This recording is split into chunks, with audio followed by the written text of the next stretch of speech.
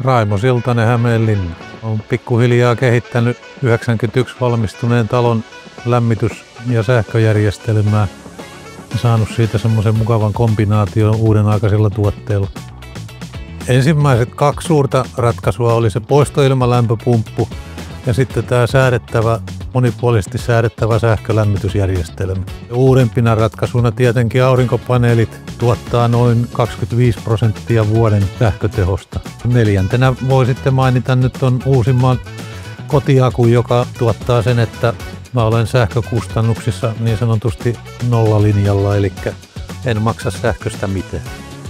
Mä käytän vihreän älyenergian sovellusta niin kulutuksen seurantaa ja tavallaan sen laskutuksen seurantaa, jotta mä näen mitä sähkö maksaa ja toisaalta käytän sitä myöskin ton tulevan hinnan seurantaan, eli sähköhinnan seurantaa.